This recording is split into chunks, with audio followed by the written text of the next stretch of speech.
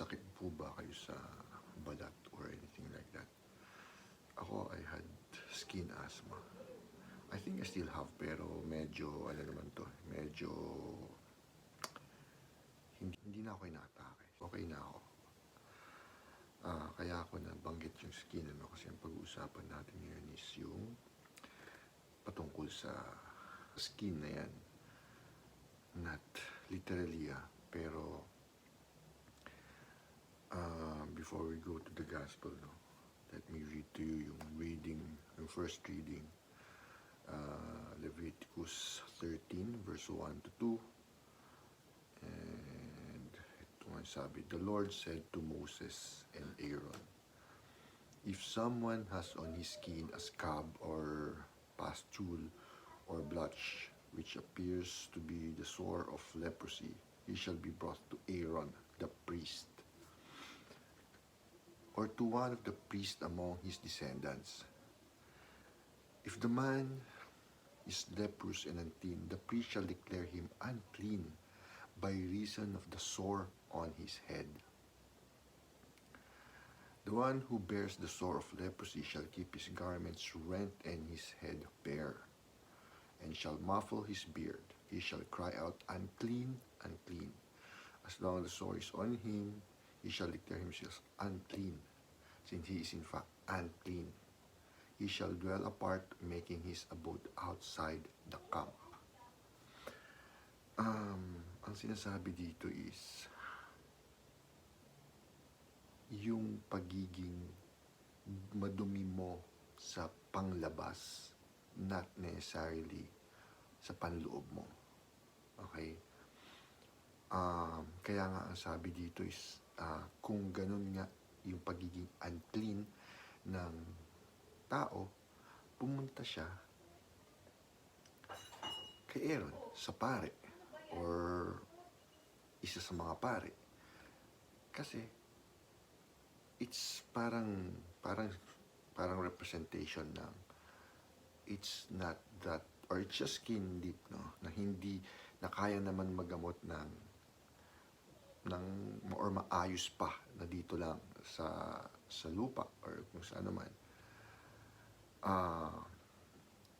Pero ang sabi nga dito if the man is leprous and unclean, the priest shall declare him unclean by reason of the sore on his head.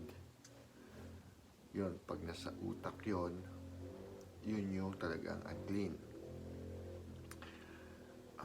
So anyway, for the gospel, we have Mark 1 verse 40 to 45. A leper came to Jesus and kneeling down begged him and said, if you wish, you can make me clean. Moved with pity, he stretched out his hand, touched him and said to him, I do will it, be made clean. The leprosy left him immediately and he was made clean. Then warning him sternly, he dismissed him at once. He said to him, see that you tell no one anything, but go show yourself to the priest and offer for your cleansing what Moses prescribed. That will be proof for them. We'll go back to that later.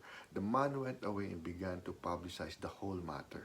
Sinuway niya ang Diyos, He spread the report abroad so that it was impossible for Jesus to enter a town openly.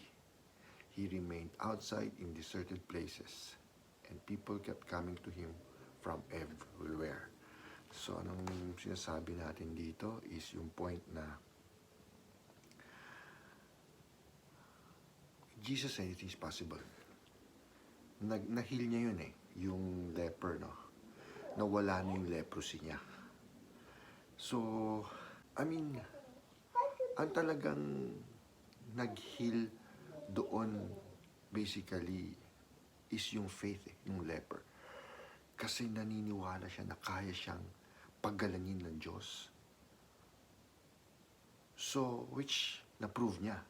Pero winarningan siya dito ng Diyos na huwag niyang pagsasabi. Okay? Sabi niya that he said to him, see that you tell no one anything. But go show yourself to the priest and offer for your cleansing what Moses prescribed, that will be proof for them. Yun yung magiging proof. Pag nasabi mo yan sa priest, nga sabi,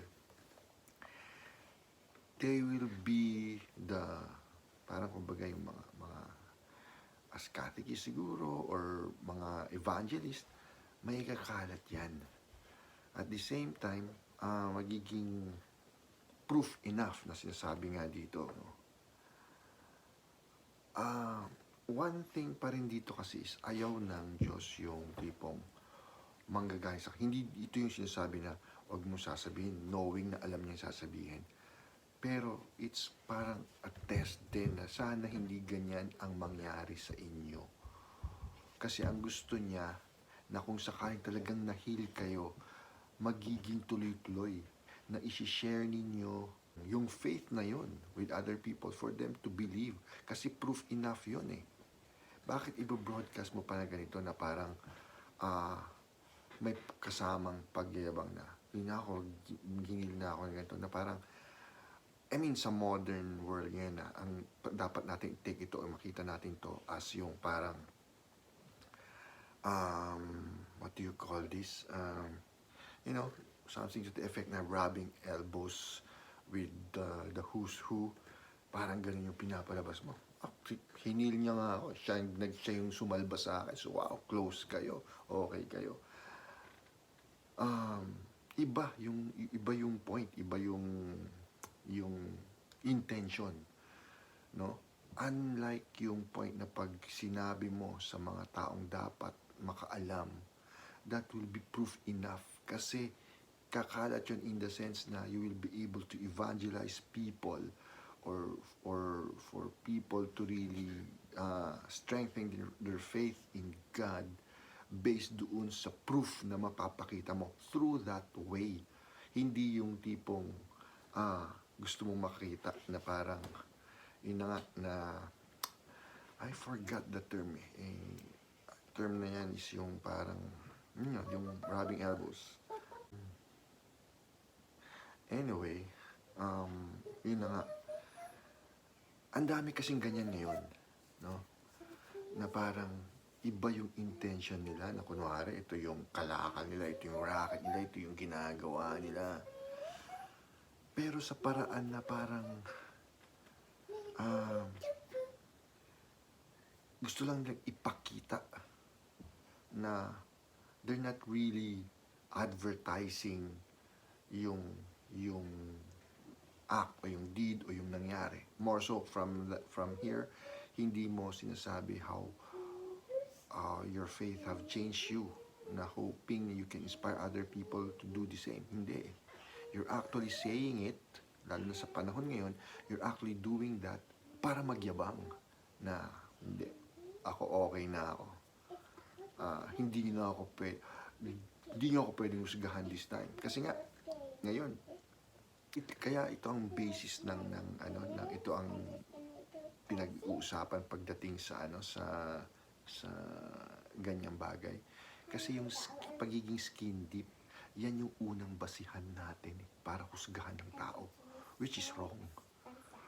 No? So kailangan dito mapakita natin na talaga yung pagbabago natin ang gagaling sa loob, hindi yung pagbabagong makikita natin sa panglabas na anyo natin.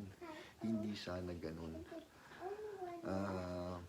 So, anyway, madami pa ako sanang gustong i-share dito. More so, maganda nga yung topic, and I feel like hindi ako ganun ka-effective magsabi kasi may dami akong gustong sabihin, pero bago pa kasi tumagal to, then we can actually talk about it kahit na mag-ilang sharing ako sa isang araw. It's okay. Gusto lang natin to. But at the same time, again, I really don't want to bore you further. So, I hope meron tayong nakuha ngayon, or I can say may natutunan kayo or anything. Pero sana maintindihan niyo yung point na yun. So, sana we all get healed more than skin deep, yung pang yung sa loobin natin. Yun lang.